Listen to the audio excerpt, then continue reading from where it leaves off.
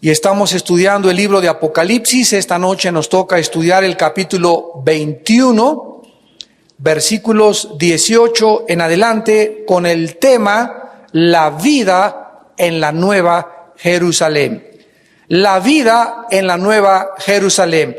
En el capítulo 21 del Apocalipsis, ya hemos visto en las conferencias anteriores que el apóstol Juan vio desde un monte muy alto.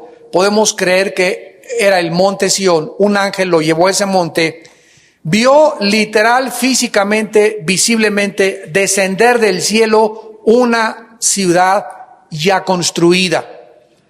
Dios pudo haber hecho que aquí en la tierra se comenzara a iniciar la construcción de la Nueva Jerusalén, pero es importante recordar que si bajó ya construida del cielo con las maravillas y los detalles arquitectónicos de ingeniería y de todas las cosas creativas que Dios solamente puede hacer bajo del cielo, significa que Dios ahorita la está construyendo. Y ahorita esa ciudad está en edificación en el cielo, y cuando esté lista va a bajar así, literalmente va a bajar desde el cielo y se va a postrar, porque va a tener fundamentos, va a ser un cuadrilátero, ya lo vimos, un cuadrado, tal vez la parte superior sea una pirámide, pero toda esta descripción de esta maravillosa ciudad es la que estamos estudiando en este capítulo tan grande, tan hermoso, tan maravilloso, tan sorprendente, que nos asombra a la mente humana la descripción que se puede utilizar con las pocas palabras que tenemos en el lenguaje para describir tanta belleza. Los arquitectos humanos, y la arquitectura es una de las profesiones más maravillosas que existen en cuanto a la creatividad. Un arquitecto tiene que ser definitivamente una persona que ame el diseño, que le guste dibujar y además que tenga el don de la creatividad. Porque la inventiva que un ser humano tiene que tener para... Vean ustedes, por ejemplo, nada más aquí en este salón todo lo que hemos hecho, ¿no? Todo esto que vemos aquí, toda esta escenografía, ¿de dónde salió? ¿De la mente o de la idea de un hermano que ideó la forma en la que pudiéramos nosotros contrarrestar esto para que también en la televisión se viera bien? Las columnas, todo absolutamente, ¿verdad? Aunque no somos una gran obra arquitectónica, ni mucho menos comparadas con otras construcciones y edificios que hay en Estados Unidos, maravillosos. Aquí no tenemos los medios que tienen para hacerlo. Sin embargo, se requiere creatividad para todo absolutamente lo que se hace. Y esta creatividad que existe dentro del corazón humano, porque Dios es el creador. Volteamos los ojos a los cielos y vemos una creación que es asombrosa. Los cielos, dice el Salmo 19, cuentan la gloria de Dios. No hay palabras, no hay nada absolutamente. Una noche emite palabra a otra, una noche a otra sabiduría, y por todos los cielos se oyó la voz de Dios. Podemos ver en el diseño tan perfecto la inteligencia del Creador, que si Él está dentro de nosotros y si somos hechos a su imagen y semejanza, forzosamente tenemos que ser creativos. Esto no significa que todos vamos a ser arquitectos, diseñadores gráficos, dibujantes, etcétera, etcétera, pero de alguna forma una pintura, ¿verdad? Es una cosa maravillosa de un pintor, una escultura, un edificio, pero la mente maestra del universo, de la creatividad, es el Creador. Y Él nos describe en este capítulo 21, y enfatizo con un lenguaje demasiado limitado, lo que va a ser la gran ciudad de Jerusalén. Dice el versículo 18, que es donde nos quedamos la clase pasada, y los cimientos del muro de la ciudad estaban adornados con toda piedra preciosa. Imagínense ustedes todo este piso con todas las piedras preciosas que a continuación el Espíritu Santo comienza a describir. ¿Se imaginan ustedes, han visto ustedes algún día un piso con todas las piedras preciosas que hay? No, ¿verdad? Porque en primer lugar sería costosísimo. Y no habría la manera de tener a 500 guaruras afuera para impedir la entrada a que vinieran a llevarse el piso de tu casa. Pero aquí nos acordamos que en la Nueva Jerusalén pues ya no va a haber este tipo de amenazas.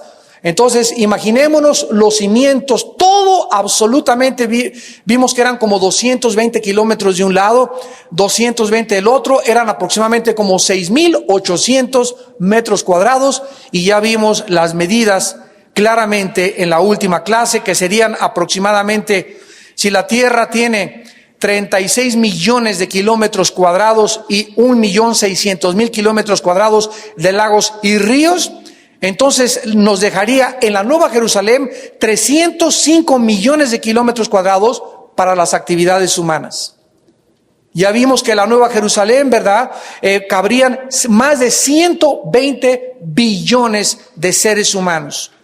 Y que esto lo haría 15,000 veces más grande que Londres, 10 veces más grande que Alemania, 40 veces más grande que Inglaterra, y podría tener 70 veces, o sea, aproximadamente 120,000 millones de personas. La población que actualmente tiene la Tierra son 6.2 billones de habitantes, de acuerdo al último almanaque mundial.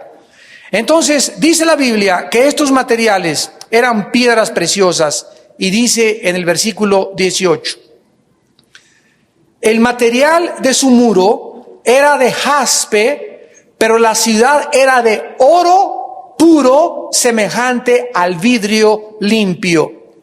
No hay actualmente en el mundo oro que se parezca al vidrio. No, en ninguna parte lo vamos a encontrar. Imaginémonos a esta ciudad, mucho más grande que Nueva York o París, hecha de oro transparente.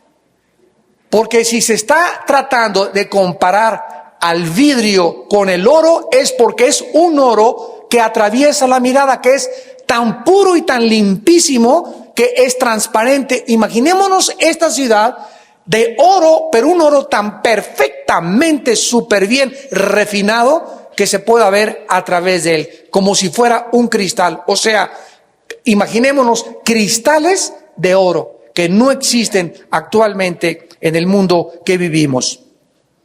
El jaspe, que dice el versículo 18 que es el material del muro, es una pequeña piedra preciosa de color verde reflejante, de modo que el material será de algún tipo de incrustación de piedras de jaspe, dándole a los muros un brillo maravilloso y precioso. Y recordamos que en Apocalipsis capítulo 4 versículo 3, el que está sentado en el trono, o sea Dios, se le compara en el brillo a una piedra de jaspe. Es maravilloso poder nosotros entender que vemos ahora los cimientos que dice que estaban adornados de piedras preciosas. La expresión estaban adornados en el griego cosmeo, de ahí viene la palabra, señoras, cosmético. Cosmético viene de la palabra griega cosmeo con K, que significa poner en orden, hacer ordenado o decorar. O sea que cuando las mujeres usan cosméticos en su cara, ¿qué están haciendo? La están poniendo en orden. De veras.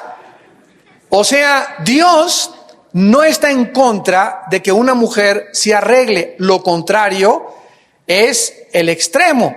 Hay personas, yo conozco muchas mujeres de muchas denominaciones cristianas que dicen que no deben ponerse nada de pintura y deben de vestirse como musulmanas con un vestido de acá hasta los tobillos. Y cuando una mujer anda así, ¿verdad? Pues lo único que le queda es parecerse a las momias de Guanajuato. Hay otras mujeres que se visten tan anticuadamente, ya con todo el pelo para atrás, con un chongote aquí por atrás, nunca se maquillan, nunca usan un perfume bonito, no tratan y creen que el vestirse modernas, no necesitas para vestirte moderna traer minifalda, sino con colores adecuados, con colores fuchsia, colores pastel, etcétera, etcétera. ¿Por qué? Porque la mujer debe estar buscando continuamente adornarse. No vivir centrada en eso, porque sería ya un narcisismo, ¿verdad? Un egocentrismo terrible. Dios no nos mandó para que estuviéramos todo el día en el espejo, ese es otro extremo. Pero la mujer, la Biblia dice, debe de vestirse con pudor, con moral, sin el escote de fuera, sin la minifalda, pero moderna, con colores lindos, ¿verdad? Con peinado moderno, arreglarse el pelo de vez en cuando, ir al salón de belleza, tu champú, ve con alguna persona. En todos los centros comerciales hay personas que te aconsejan cuál es el mejor color que te puedes poner debajo de tus ojitos, discreto, ¿verdad? Un color discreto en el lápiz labial, en tu boca también. ¿Por qué? Porque a todos los hombres nos gusta ver a mujeres atractivas. Y cuando la mujer pierde su encanto y se comienza a abandonar ahí, ya para qué, ¿verdad? Te conviertes en Brujilda. Y por eso el esposo sale corriendo y ahí anda buscando a la secretaria que huele a perfume Chanel, con el último perfume, con la última moda en eso, ¿verdad? Yo recuerdo, no me acuerdo, hace muchos años les conté de mi abuelita. Nosotros tuvimos una abuelita materna que murió de 97 años. Muchos de ustedes la conocieron porque todavía en el Cine Apolo y en el Centro Cívico la llevé muchas veces antes que muriera. Y era una viejita de 97 años, y tú llegabas a la casa de mi abuelita materna, la madre de mi madre, a las 8 de la mañana y ya la encontrabas con su pelo blanco, con sus prendedorcitos, traía una camisa, la traía remendada creo que 4 o 5 veces, pero se ponía un chal, se ponía aquí es un prendedor muy bonito, se ponía su loción Sanborns y agarraba un pasador, lo quemaba con un cerillo y se enchinaba con el pasador las pestañas todos los días. Pero ahí estaba, nunca yo recuerdo en mi vida haberla visto desaliñada, ¿verdad? Toda desfajada, como Brujilda, como momia de Guanajuato. Jamás en su vida, no permitía, no salía de la casa, si no salía arregladita. Y eso lo dice en Tito capítulo 2, que las mujeres, ¿verdad?, no pierdan su porte. No, el hecho que tengas 40, 45, 50 años de edad, no te da el derecho para abandonarte. Y a los tamalotes en la noche y en 3 litros de atole y las patitas de puerco en vinagreta y las conchas de la tía Rosa y al ratito ya caminas así en tu casa por todos lados. Y no es justo. ¿Por qué? Porque Dios quiere, y Dios es un Dios creativo, que mantengamos el edificio, que es nuestro cuerpo, el templo del Espíritu Santo, que lo mantengamos y le demos mantenimiento. Así que esta ciudad estaba puesta en orden, ordenada, decorada. La palabra cosmeo también significa decorar. Diseñada con piedras preciosas. Cada piedra preciosa estaba unida a la otra, como lo vamos a ver, para resaltar la hermosura de los muros de esta ciudad y sus cimientos. El zafiro, dice el versículo 19, el primer cimiento era jaspe, ya vimos que es transparente. En la palabra zafiro se menciona como algo que los antiguos conocían y probablemente es algo similar al jacinto, que en muchos libros antiguos aparecen en el hebreo y en el arameo. El zafiro mencionado aquí es probablemente que sea el lápiz lazuli, una piedra preciosa que es de color azul celeste, salpicada con dorado y cuya dureza es solamente comparable al diamante. El ágata también se le llama calcedonia al ágata y no se menciona en ninguna otra parte de la Biblia más que aquí. Es una piedra posiblemente de silicato de cobre verde o una ágata procedente de las cercanías de Calcedonia. La esmeralda, muy conocida en la antigüedad, conocida por los hebreos cuando salieron de Egipto y se menciona con claridad en el Antiguo Testamento, es de color verde. El ónice, en griego es sardonux, y es un vocablo compuesto de sardión, que es el sardio, y el ónix, que significa en el griego blanco. Esto es una piedra color blanco con vetas de color rojo, marrón, en planos uniformes, y aparece más de 10 veces en el Antiguo Testamento. La cornalina se conoce como sardión en el griego, en el Nuevo Testamento, y es una variedad de la calcedonia de color dorado, y se asemeja al berilio de color amarillo o al jaspe dorado. El crisólito, este vocablo significa crisos litos, y significa piedra de oro. Es de color dorado y se asemeja al berilio de color amarillo. El berilio es parecido a la esmeralda. El topacio es de color verde oscuro. El crisopraso es de color verde manzana o verde dorado. El jacinto, donde la Reina Valera lo traduce zafiro, y es una piedra preciosa, probablemente de color azul violeta. Y finalmente tenemos la amatista, que es una variedad de cuarzo, color púrpura, claro y transparente, más brillante que el jacinto. Pero quiero hacer un resumen. Veamos los 4 colores. O sea, todas estas piedras preciosas representan únicamente 4 colores y han sido clasificadas de la siguiente manera: el azul, el verde, el rojo y el amarillo. Veamos otra vez. En el azul están el zafiro, el jacinto y la amatista. Dentro del color verde están el jaspe, el ágata o calcedonia, la esmeralda, el berilio, el topacio y el crisopraso. Dentro del color rojo están la sardónica, el sardio y el ónice. Y dentro del amarillo está el crisólito. ¿Saben ustedes, amados santos, qué son los colores? ¿Alguna vez alguno de ustedes que les gusta la pintura han puesto en una cubeta todos los colores, blanco, negro, amarillo, azul, y los revuelves? ¿Sabes tú qué color sale? Sale el color negro, el color que representa las tinieblas. Porque cuando se revuelven los colores de esa manera, no es la forma como Dios, Satanás quiere revolver precisamente todo, y Dios quiere separar. Discernir significa separar. Miren ustedes, si yo tengo aquí ahorita un prisma, este micrófono es un prisma, y le lanzamos, los que conocen de física saben este experimento, le lanzamos un rayo de luz blanca al prisma, y todos los que están aquí del lado izquierdo ven solamente un rayo de luz, y hubiera una cortina aquí en medio que no dejara ver a los de la derecha el rayo de luz blanca ni a los de la izquierda cómo se descompone el prisma en 7 colores, yo les preguntaría a los de la izquierda, ¿qué color ven? Y todos me dirían el blanco. Y si les preguntara aquí a todos los de la derecha, ¿qué color ven? Me dirían el azul, el naranja, el amarillo, el rojo, etcétera, etcétera, porque el prisma se descompone en 7 colores.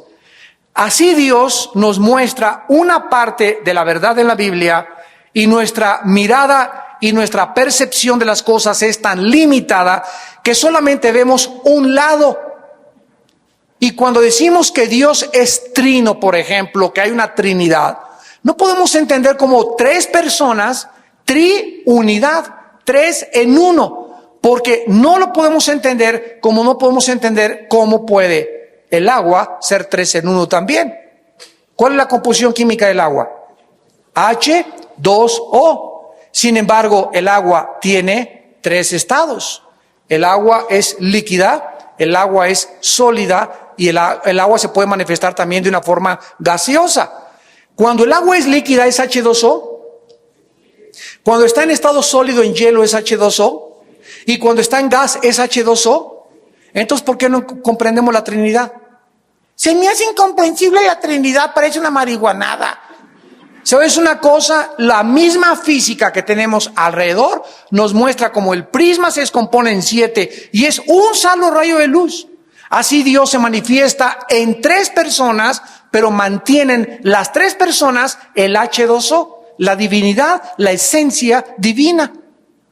Pero se manifiesta de 3 formas diferentes. El Padre es Dios, el Hijo es Dios, el Espíritu Santo es Dios. No son 3 dioses, son 3 manifestaciones que brotan de la misma deidad. El huevo. Cuando comes huevo, ¿qué te comes? ¿La cáscara, la yema o la clara? Cuando yo digo, tengo una cáscara, ¿es un huevo? No, es la cáscara del huevo. Cuando decimos un huevo, estamos hablando de 3 componentes: yema, clara y cáscara. Y los 3 son uno, los 3 forman un huevo. ¿Quiénes somos nosotros? Soy un ser humano, soy un varón, pero dentro de mí hay un espíritu, un alma y un cuerpo. Soy 3 en 1. Entonces, toda esta lógica que podemos ver en la física, en la anatomía, en la creación, en las cosas que nos rodean, es exactamente lo que Dios quiere pintarnos, describirnos. Por eso dice Romanos, las cosas invisibles de Él se hacen claramente visibles a través de las cosas hechas, de manera que no tienen excusa. El ser humano no puede excusarse y decir, es que yo, si me aparece Dios, voy a creer en Dios. Es que las cosas invisibles que no puedes ver de Dios, ese Dios invisible se ha hecho visible a través de la creación. Pero tú tienes una mentalidad tan cerrada y una perspectiva, un intelecto tan obstruido, que no quieres más bien ver en la creación, en el diseño, en las células de nuestro cuerpo, en la maravilla de la sangre, en la formación de un feto, en la matriz de una mujer. No quieres ver la obra inteligente, maravillosa de Dios. Ese es el problema, que a un ciego no le falta la luz. A un ciego le puedes poner una vela y el problema no es la luz, el problema es que no ve. Y cuando nosotros se nos corren las cortinas y Dios nos quita las vendas, vemos la luz y nos damos cuenta, pero qué claro está. ¿Por qué antes no lo veía? Porque estaba ciego. Y cuando te conviertas, escúcheme los que no tienen a Cristo, cuando te conviertas, las vendas se te caerán. Como dice 2 Corintios 3, cuando se conviertan, las vendas se caen. Y ya comienzas a ver la realidad de todas las cosas y comienzas a decir, y comenzamos a comprender todo y a admirar y a glorificar a Dios, porque ahora lo entendemos. La verdad nos ha hecho libres. En el versículo 21 dice que las 12 puertas eran 12 perlas. Ya vimos en la clase anterior que cada una de estos muros o estas puertas medían 65 metros. 65 metros. O sea, imaginémonos a una perla de 65 metros de altura. ¿Qué arquitecto se ha imaginado en lugar de una puerta poner algo, ya no digamos una perla real, porque no existen ahorita esas perlas, ¿verdad? Todas son pequeñas, minúsculas, pero imaginémonos una puerta, un diseño arquitectónico, ¿verdad? O algo que alguien se ha imaginado. Nadie ni siquiera se lo ha imaginado. Poner una puerta que parezca una perla. Y son 12 perlas. ¿Por qué perlas? Porque la perla es una de las joyas más codiciadas por la humanidad. En Mateo capítulo 13, cuando Cristo estaba hablando acerca de todas las parábolas acerca del reino, la piedra que él escogió fueron las perlas. Y dice Mateo 13, versículo 45, el reino de los cielos es semejante a un mercader que busca buenas perlas, que habiendo hallado una perla preciosa, fue y vendió todo lo que tenía y la compró. En estos dos versículos se nos ilustra el reino de los cielos. ¿Y con qué se compara el reino invisible que no podemos ver? Con una perla. Que alguien que se dedicaba al comercio de las perlas encuentra. Y cuando encuentra esta perla tan valiosa, y cuando encuentra esto, algo que realmente todo lo que tenía no valía la pena comparado con el valor de esta perla, vende todo para poder tener esta perla. ¿Qué fue lo que dijo Pablo en Filipenses capítulo 3? Todas las cosas que para mí eran ganancia, cuando descubrí a Cristo, Cristo es la perla.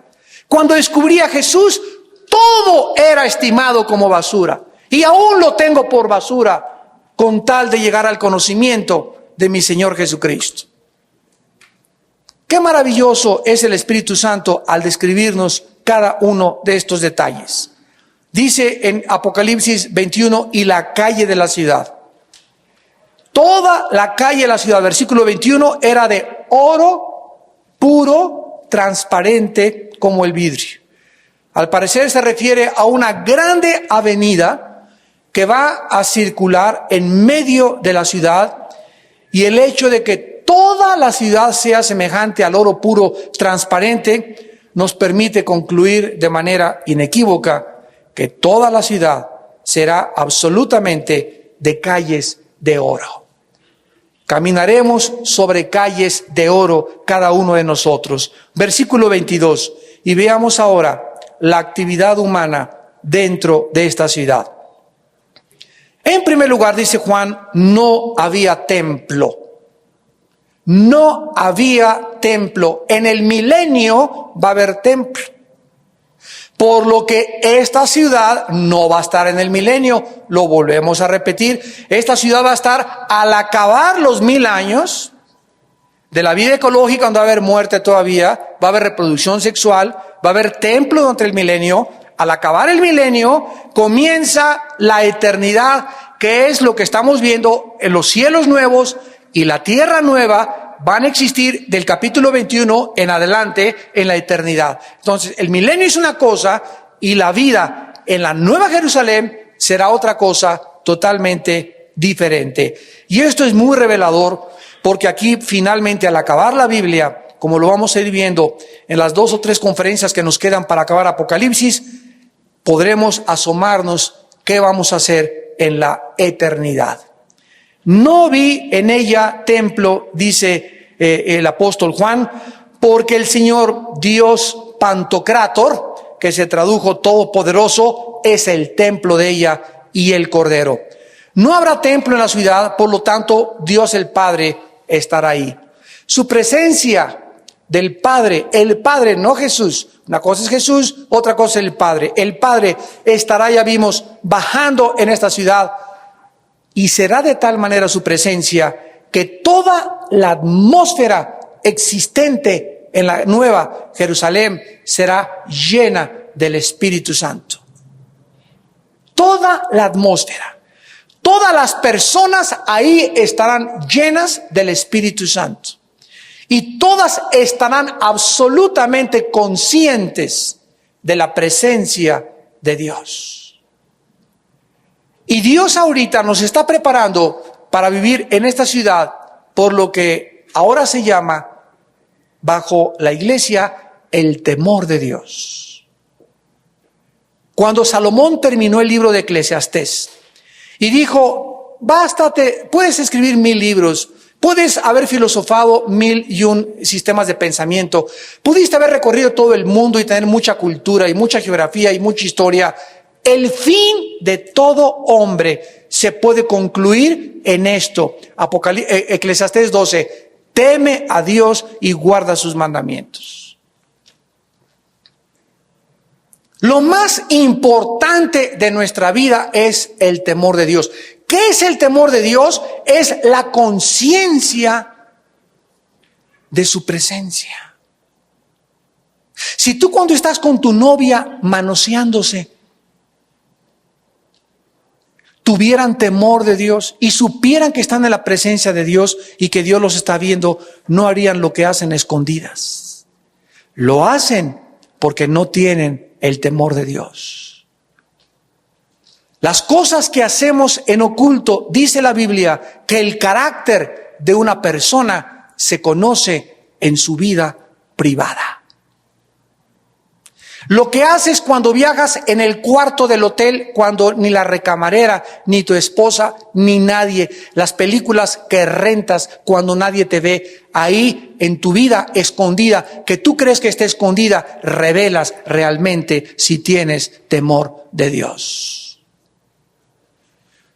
Y cuando perdemos la presencia de Dios y el temor de Dios, es cuando comenzamos a deslizarnos y abandonar totalmente. En la Biblia se llama la palabra apostasía.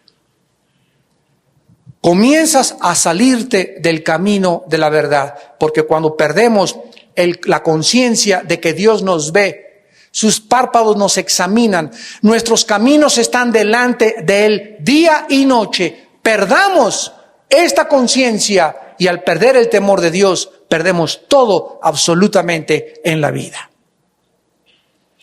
En la Jerusalén terrenal, el templo será el centro de todas las actividades de la nación de Israel durante el milenio. Porque dice en Zacarías 6:13 que cuando el Mesías regrese, edificará el templo de Jehová durante el milenio. Y habrá un templo nuevo en Jerusalén durante el milenio, pero no hará falta en la Nueva Jerusalén, porque el Señor será el mismo templo. A continuación dice que la ciudad no tiene tampoco necesidad de sol ni de luna que brillen en ella. Actualmente, el sol es la fuente de energía más importante del sistema solar en el cual nosotros vivimos. Sin la presencia del sol, sin los rayos del sol, no sería posible la vida biológica. Ni las plantas, ni los animales, ni los insectos, ninguno de nosotros podría sobrevivir al sol. Y el sol en la Biblia representa a Cristo. En Malaquías se le llama el sol de justicia. La luna representa a la iglesia. La luna es un cuerpo, un satélite celeste que está reflejando la luz del sol a la tierra. La luna no tiene luz propia. Refleja la luz del sol. Así nosotros, la iglesia, no tenemos luz propia. Nosotros hacemos solo reflejar la luz de Cristo a los seres que nos rodean. Ustedes son la luz del mundo, dijo Jesús. Y cuando Jesús entra a nuestra vida y nuestra luz se nos apaga, dejamos de alumbrar.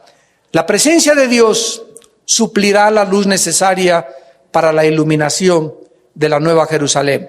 La antigua creación en la cual vivimos nosotros ahorita, que desaparecerá, necesita, repito, sol y la luna, pero la nueva creación tendrá el Shekinah, la gloria, la luz misma de la presencia de Dios. Si hubiera sol, supongamos en la nueva creación, la luz de la gloria del Cordero y de Dios sobrepasarían el brillo y el esplendor que el sol pudiera producir. Actualmente el sol es una estrella que está continuamente desgastándose, pierde millones de toneladas masa cada segundo, el sol. Así como lo vemos, ¿verdad? ¿Saben ustedes cuántas veces cabe la Tierra dentro del sol? 1 millón de veces. 1 millón de planetas como este cabrían dentro del sol, para que tengas una ligera idea del tamaño del sol. Ahora, dice en el versículo 24 al 27, y las naciones, ¿naciones? Bueno, esta palabra es la palabra griega etnos. Etnos, ya viene de la palabra étnico en el griego. Y esto significa los diferentes grupos de seres humanos que existirán en la eternidad. Y habrá diferentes personas, habrá negritos, no se van a blanquear los negritos. Los blancos no se van a hacer negritos. Es precioso el color negro, es precioso el color moreno, es precioso el color blanco, es precioso el color amarillo. Habrá chinitos, habrá diferentes grupos étnicos. No perderemos estas características en la eternidad, pero en la perfección física total. Porque no habrá muerte, no habrá sed, no habrá ninguna de estas cosas. Y los grupos étnicos o las naciones que hubieran sido salvados. Vean ustedes con mucho detenimiento esto. Porque 6 cosas se mencionan de los futuros ciudadanos de la Nueva Jerusalén. Número 1 dice aquí que todos estos no van a ser marcianos. No van a ser venusinos, no va a haber ya Júpiter, no va a haber extraterrestres, no va a haber nada. Van a ser seres terrenales que sobrevivieron de las personas salvadas y que fueron compuestas de gente salvada que sobrevivió al reino milenial. ¿Qué va a pasar al acabar el milenio? ¿Se acuerdan? Apocalipsis 20. El diablo es desatado y se viene contra los habitantes de Jerusalén, donde va a estar el templo, va a estar David, y va a motivar una grande insurrección, y van a rebelarse contra Dios. Muchos del milenio, Dios los va a destruir y echará finalmente a Satanás al lago de fuego. Entonces, los que sobrevivan del milenio y no se hayan rebelado contra Dios, vamos a pasar a la Nueva Jerusalén. Y somos los que vamos a formar las nuevas naciones y los nuevos grupos étnicos. Estas personas van a experimentar algún tipo de transformación que nos va a capacitar para vivir en el estado eterno. Serán como Adán y Eva en el jardín del Edén, cuando ellos no habían pecado. Serán seres humanos no resucitados que habitarán la nueva tierra, el nuevo paraíso terrenal restaurado por toda la eternidad. Estos serán los individuos sobre quienes nosotros vamos a reinar. Dice en Apocalipsis 22:5, claramente no habrá noche, no tiene necesidad de luz de lámpara. Cuando abordemos este capítulo lo vamos a ver con más detenimiento, ni la luz del sol, porque Dios los iluminará y reinarán por los siglos de los siglos. Amado hermano y amada hermana en Cristo, ¿tú sabes cuál es el propósito original de Dios al habernos creado? Muchos creen que como, gracias Señor porque fui salvo, y era como pájaro herido, y si el Señor no me hubiera salvado, y está bien que cantemos eso y que recordemos que es muy grande la salvación, pero ahí se quedan los cristianos, muchos cristianos. En la iglesia, pues Dios me salvó y pues gracias, pues ya, voy camino al cielo, ya tengo mi visa, mi pasaporte, ¿verdad? Y ya. Dios nos salvó. Esto es solamente un medio de la salvación. El propósito original de Dios, o sea, la salvación fue un plan de contingencia. Cuando Dios creó a Adán y Eva, los creó con el propósito de gobernar, de reinar, de ejercer dominio, de que fueran líderes. Y todos nosotros traemos en lo más íntimo de nuestra alma ese deseo de gobernar. Por eso nos choca que nos manden. Por eso odiamos la esclavitud. Por eso algo clama entre nosotros: libertad, libertad, libertad. Queremos ser libres. Pero el pecado nos ha puesto bajo un yugo de esclavitud donde necesitamos un papá y una mamá que nos den nuestros cuerazos, que nos enseñen. Necesitamos policía que nos den de vez en cuando macanazos. Necesitamos cárceles para ver si alguien aprende ahí. Necesitamos maestros en la escuela. Necesitamos líderes en la iglesia, pastores. Necesitamos gobernantes. Necesitamos alguien en la autoridad siempre que esté arriba de nosotros, porque necesitamos que nos manden. Si todo el mundo se portara bien, si nadie se pasara a los altos, si nadie robara, si nadie se metiera con la mujer del prójimo, no habría policía, no habría iglesia, no habría soldados, no habría nada. Sería only need is love. Pero esto es el cuento de Alicia en el País de las Maravillas, de Michael Jackson, el cuento de Pinocho y de Mickey Mouse, y ya salte de tu paraíso utópico que no existe. En este mundo que existe de pecados se necesitan cárceles, y se necesitan golpes, y se necesita disciplina, y hay muerte, y hay sufrimiento, y hay lágrimas, y hay decepciones, y hay traiciones, porque todo es el resultado de nuestra contra las leyes de Dios. Y cuando una persona no es realista y no entiende y no se ubica, o es positivista o negativista. Positivista es no, todo va a salir bien. En negativista, todo van a salir mal. El cristiano no es ni positivista ni negativista. El cristiano es una persona realista, que conoce la realidad de las cosas, enfrenta la realidad. Es una persona ubicada, es una persona estable, que sabe perfectamente bien a dónde va, que sabe viendo, que sabe que pita totalmente al barranco, al naufragio, a los arrecifes, que el mundo es como el Titanic, que ya están sonando la alarma y toda la gente sigue chupando y bailando y jugando cartas y las damas emperifolladas y el barco se está hundiendo, el mundo se está hundiendo y la gente está inconsciente de esto. Nosotros sabemos que el barco se está hundiendo y Dios te grita desde el cielo: salva tu alma. Y aviéntate al salvavidas, y el salvavidas es la cruz de Cristo. Dios no quiere que perezcas ni que te ahogues, sino que procedas al arrepentimiento. En segundo lugar, dice el versículo 24, que las naciones que hubieran sido salvas andarán a la luz de ella.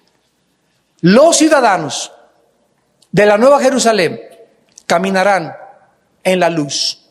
Caminarán en la luz de la gloria y del conocimiento y de la perfección de Dios. Dice la Biblia en 1 Corintios, cuando era niño, pensaba como un niño, hablaba como un niño, juzgaba como un niño. Cuando el niño crece a los 10 años, ya no habla como gaga, papá, tata, ya comienza a entender unas cosas, comienza a pensar, a entender otras cosas de papá y mamá, y así como vamos evolucionando en nuestro conocimiento, en nuestro juicio, en nuestra perspectiva de ver la humanidad a nuestro alrededor, así es la vida espiritual. Ahorita dice que conocemos en parte. hay algo todavía, por más que tengamos al Espíritu Santo, nuestra mente está sumamente atrofiada, sumamente deteriorada por el pecado. Y no nos permite, al venir a la Biblia, entender Ezequiel, entender Deuteronomio, entender Apocalipsis, entender por qué hay guerras, por qué permite Dios el tsunami, por qué permite Dios los terremotos. Y el ser humano choca en su mente por no entender algo que sobrepasa su capacidad intelectual. Y para que podamos entender lo que ahorita no podemos entender, necesitamos la luz de Él. Que Él entre a nuestra vida y que comience a limpiar las tinieblas para que vayan saliendo, y en la proporción en que la luz entra a mi mente, salen las tinieblas. Por eso dice Romanos 12:2, renueven su manera de pensar. ¿Cuál es el problema de muchos cristianos que ya son salvados y dicen que tienen su visa al cielo y su pasaporte? Que siguen pensando igual que como pensaban hace 5 años. Siguen tratando a su esposa igual que hace 10 años. ¿En qué has cambiado, compadre? Siguen tratando a sus hijos y siguen robando y siguen evadiendo impuestos y siguen en su adulterio y siguen en sus mismas cosas igual que antes de que Dios los salvara. No es cierto que han sido cambiados, no es cierto que han nacido de nuevo, no han sido transformados en su naturaleza, porque cuando Cristo entra en la vida de una persona, la revoluciona, la transforma, nos hace de borrachos a gente sobria, de personas mujeriegos parranderos a fieles a nuestra esposa, de irrespetuosos y de machos y de hijos de Rambo y de Zapata, nos hace en hombres viriles, verdaderamente varoniles, y en hombres que verdaderamente manifiestan el amor, la compasión y la verdadera virilidad humana. Si no hay ese cambio en tu vida, no es cierto que has sido transformado por el poder del Espíritu Santo. En esta Jerusalén, todos los que vivan andarán bajo esa luz. Y en tercero y último lugar, dice el versículo 25, sus puertas nunca serán cerradas de día, pues no habrá noche, y llevarán la gloria y la honra de las naciones a ella. No entrará en ella ninguna cosa inmunda o que hace abominación y mentira, sino solamente los que están inscritos en el libro del Cordero. Los ciudadanos finalmente vendrán, serán reyes con honor, con gloria y con todo aquello que Dios prometió. Vamos a terminar viendo que Cristo nos prometió todas estas cosas antes de morir. Mateo 25, versículo 23. En esta historia del reino de los cielos, Mateo 25, 23, su Señor, es Jesús hablando, le dijo, bien, buen siervo y fiel, sobre poco has sido fiel, sobre mucho te pondré, entra en el gozo de tu Señor. Amados santos, escúcheme con cuidado. Dios ahorita en esta corta vida que tenemos, 50 años, 60, 70, 80 en los más robustos. Mi abuelita llegó a los 97 años, esa madera ya no se encuentra. Con tanto conchas de la tía Rosa y con tanto atole que comes, te vas a morir antes de los 60. Ya esto es algo que Dios nos está diciendo, los estoy preparando. O sea, ¿qué es esta vida? ¿Qué propósito tiene esta vida? ¿Trabajar? Bueno, necesito trabajar para llevar el sustento a mi casa, pero no es mi principal propósito trabajar. Es ser político, ya que eres político, ¿y qué? Ya llegaste, artista de cine, ya fuiste artista de cine y ya te retiraste 10 cirugías plásticas la cara, y ya nomás levantaba la mano y se te levantaba por acá atrás la patita también. Y tu belleza se acaba y todo se acaba y siempre seguimos. ¿Y cuál es la razón original? Que es una preparación para ver qué tan fieles fuimos en el servicio a Dios. Haz de cuenta que ahorita viniera Cristo. Y muchos aquí en esta iglesia están encargados de nada más poner estas cosas. Otros de instalar esos instrumentos musicales. Otros están encargados aquí de barrer este edificio. Y viene Cristo hoy en la noche. Y estamos todos en su presencia. Le va a decir al que barría. Yo no estoy diciendo cuántas almas ganaste, cuántas campañas, no entiendo. Yo te di a ti una misión, barrer. qué tan fiel fuiste en tu horario de trabajo. ¿Cuántas veces llegaste temprano a poner estas bocinas, a quitarlas? ¿Con cuánto esmero lo hiciste? ¿Con cuánta dedicación? ¿Con cuánto amor? A mí nos va a decir Jesús, instalaste esto. Yo no quiero grandes cosas, quiero fidelidad. Porque no servimos al ojo. Por lo tanto, dice la Biblia, amados hermanos míos, estad firmes y constantes, sabiendo que vuestro trabajo en el Señor no es en vano. Un vaso de agua, dijo Jesús, un vaso de agua que tú le des a una persona en mi nombre, te será recompensado ya adelante, después de la muerte. Un vaso de agua que lo hagas en mi nombre. Lucas 19, versículo 17. Él le dijo, está bien, buen siervo, por cuanto en lo poco has sido fiel, tendrás autoridad sobre 10 ciudades. ¿De qué estaba hablando Jesús aquí? ¿Cuándo esta persona iba a tener esta autoridad? Ya lo estamos estudiando allá en la Nueva Jerusalén.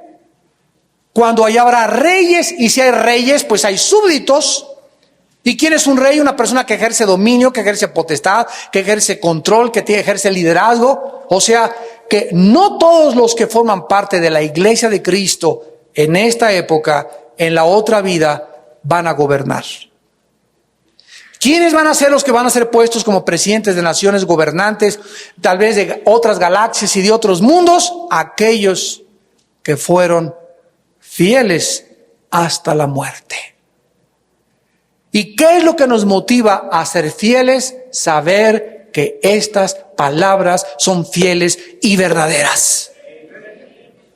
Creer que lo que Dios ha dicho es verdad.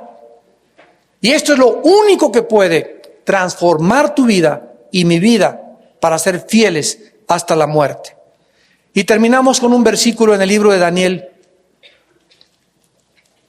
en el Antiguo Testamento, capítulo 7. Daniel, capítulo 7, versículo 26 y 27. Daniel 7, 26 y 27. Vea la visión que tuvo Daniel de la eternidad. Pero se sentará el juez y le quitarán su dominio para que sea destruido y arruinado hasta el fin. Aquí está hablando del último gobierno mundial que el anticristo va a encabezar. Y que el reino y el dominio y la majestad de los reinos debajo de todo el cielo sea dado al pueblo de los santos del Altísimo, cuyo reino es reino eterno, y todos los dominios le servirán y obedecerán. Noten ustedes que hay un reino singular y debajo ahí va a haber muchos reinos. El reino singular, único, cósmico y eterno es el de Dios. Pero Él nos está preparando y nos creó desde el principio para reinar en la otra vida. Y si en esta vida tú no fuiste fiel, no pudiste gobernar ni a tu gato, no pudiste gobernar ni tu casa,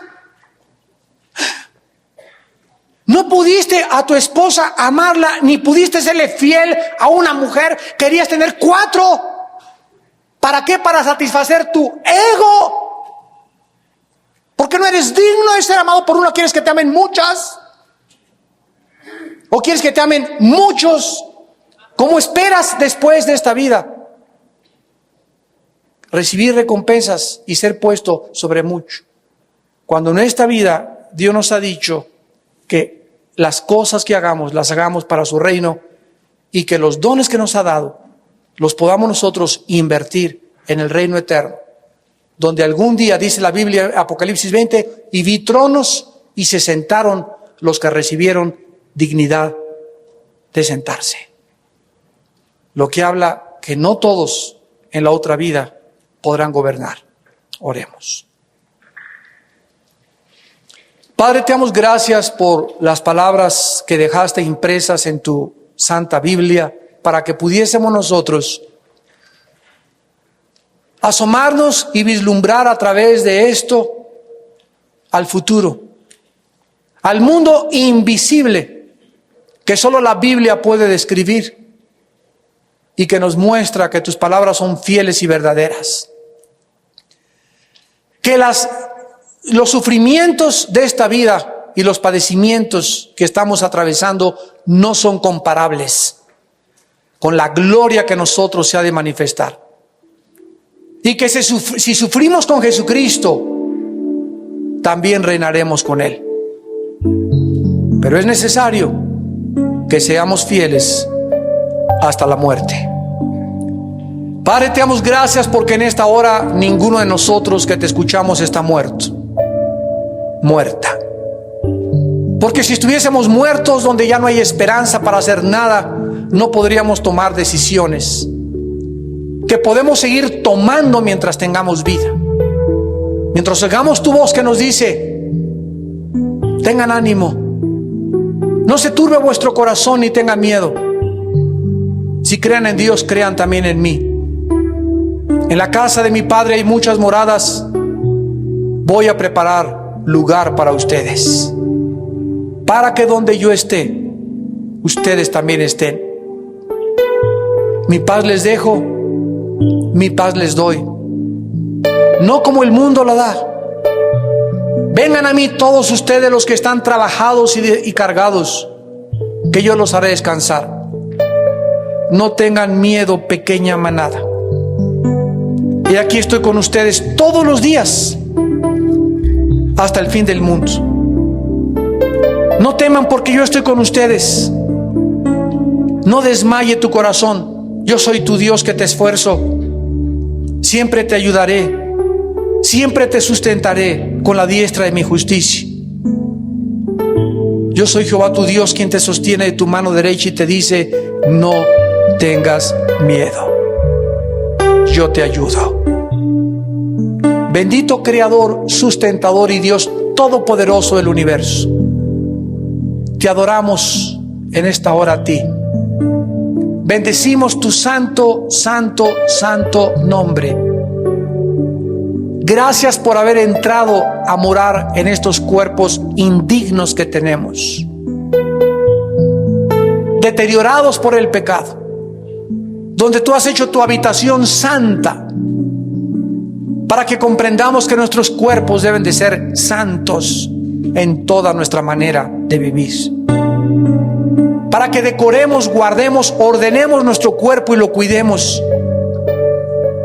Porque es tu vehículo, es tu instrumento a través del cual tú te manifiestas al mundo, a través de nuestro cuerpo.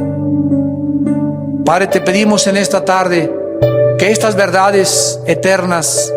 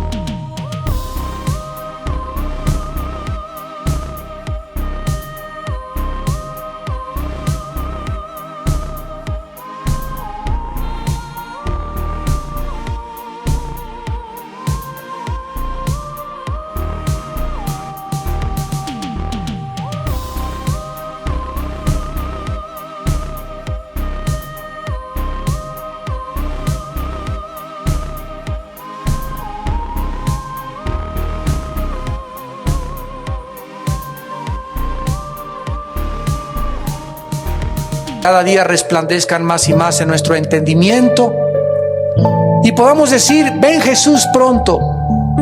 El que tenga sed, que venga y que beba del agua de la vida gratuitamente. Los injustos sean todavía más injustos si quieren. Los inmundos sigan siendo inmundos. Pero los que son justos y los que son santos, santifíquense cada día más. En este momento hay muchas personas que nos están escuchando también por la televisión que aún no tienen a Jesucristo, no tienen esta esperanza. Si tú no tienes esta esperanza de la vida eterna, es porque no tienes a Jesucristo, porque el que tiene a Jesús tiene la vida. Y tú puedes en este momento invitar a Cristo a tu vida y dile estas palabras. Todos ustedes que nos escuchan, que aún no tienen la seguridad del perdón de sus pecados, dile a Dios: Padre mío y Señor mío, me arrepiento de mi vida, de mis pecados.